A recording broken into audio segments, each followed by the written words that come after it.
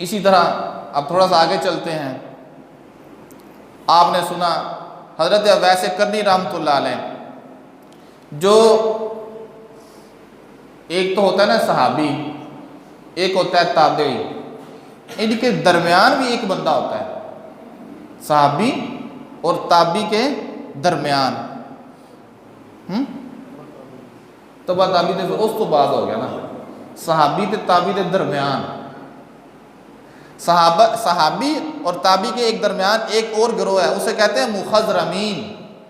مخضرمین وہ لوگ ہوتے ہیں جو ہوتے نبی علیہ السلام کے زمانے میں موجود ہوتے ہیں، نبی علیہ السلام کے زمانے میں وہ موجود ہوتے ہیں لیکن کسی وجہ سے نبی علیہ السلام کی زیارت نہیں کر سکے. تابعین تو وہ ہوتے ہیں جو آئے ہی بعد میں. مخضرمین وہ لوگ جو نبی علیہ السلام کے زمانے میں تھے، کسی وجہ سے زیارت نہیں کر سکے کہ آپ کا انتقال ہو گیا. اویس کرنی رحمۃ اللہ علیہ یہ نبی علیہ السلام کے زمانے میں تھے، ملنا بھی چاہتے تھے نبی علیہ السلام کو، لیکن والدہ کی خدمت کی وجہ سے نبی علیہ السلام کی زیارت نہیں کر سکے، اپنی ماں کی خدمت کی وجہ سے. یہ مخضرمین میں سے ہیں، یعنی وہ لوگ اگرچہ ٹھیک ہے کسی حد تک تابعین ہی ہیں کہ نبی علیہ السلام کو نہیں دے سکے، لیکن ان کے لیے خاص نام ہے، یعنی کہ وہ لوگ جو نبی علیہ السلام کے زمانے میں موجود تھے، زندہ تھے، کسی وجہ سے زیارت نہیں کر سکے. اویس کرنی رحمۃ اللہ علیہ تابعین میں سے ہیں، اور آخر میں یہ شہید ہوئے تھے. یہ تبھی موت نہیں ان کو، یہ شہید ہوئے تھے. حضرت علی رضی اللہ تعالیٰ عنہ کے ساتھ یہ جہاد کر رہے تھے، تو ایک جہاد میں یہ پھر شہید ہو گئے تھے. تو ان کے بارے میں آپ نے بھی سنا ہوگا آپ نے بھی کہ نبی علیہ السلام کے چونکہ غزوہ احد میں تھوڑے سے دان شہید ہو گئے تھے، دان مبارک، تو انہوں نے نبی علیہ السلام کی محبت میں آ کے اپنا ایک دان توڑ دیا. پھر انہوں نے سوچا کہ پتہ نہیں نبی علیہ السلام کے دانت مبارک میں سے کون سا دانت تھا جو شہید ہوا تھا. انہوں نے پھر دوسرا توڑا، پھر تیسرا توڑا، یہاں تک کہ سارے توڑ دیے. اب جب سارے توڑ دیے تو کچھ کھا نہیں سکتے تھے، تو اللہ تعالیٰ نے پھر ان کے لیے کیلا نازل کیا کہ اب آپ کیلا تو کھا لیں گے نا، ظاہر ہے جس کی دانت نہ ہو کیلا تو کھا سکتا ہے. تو کیلا ویسے کرنی رحمۃ اللہ علیہ کے لیے نازل ہوا تھا. سنا ہے کہ نہیں؟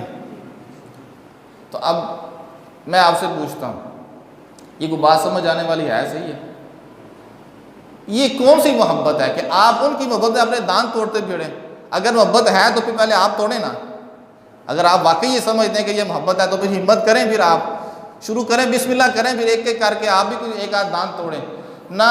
اور نبی علیہ السلام کے جب دانت مبارک شہید ہوئے تھے اور آپ زخمی حالت میں غزوہ احد میں، تو آپ کو مرہم پٹی حضرت علی کر رہے تھے، حضرت فاطمہ رضی اللہ تعالیٰ عنہما، یہ آپ کو مرہم پٹی کا. انہوں نے تو نہیں دانت توڑے، حضرت علی نے تو نہیں کہا کہ یا رسول اللہ آپ کے دانت تو میں بھی اب توڑوں گا، نہ حضرت فاطمہ رضی اللہ تعالیٰ جن کی اتنی محبت ہی نبی علیہ السلام، جنہوں نے یہ منظر اپنی آنکھوں سے دیکھا اور نبی علیہ السلام کی مرہم پٹی کی، انہوں نے تو کچھ نہیں کیا. اور بعد میں آنے والے نے کہا ایک کیا دو کیا سارے ہی توڑ دیے. پھر کیلا بھی نازل ہو گیا، جبکہ کیلا تو پہلے سے چلا آ رہا تھا، وہ اویس کرنی کے زمانے سے پہلے ہی چلا آ رہا تھا، ان کے لیے نازل نہیں ہوا تھا، وہ پہلے سے ہی چلا آ رہا تھا. تو اصل بات بتانے کی یہ کہ یہ کوئی محبت کا ویسے ہی کوئی طریقہ نہیں ہے کہ بندہ اپنے دانت توڑتا پھرے. اور دوسرے کہ یہ واقعے کا کوئی سر پاؤں نہیں ہے، اس واقعے کا بھی کوئی سر پاؤں نہیں ہے. بس لوگوں کے درمیان سنا دیا، لوگوں نے سبحان اللہ کہہ دی، لوگوں کو اچھا لگا تو بس چل پڑا.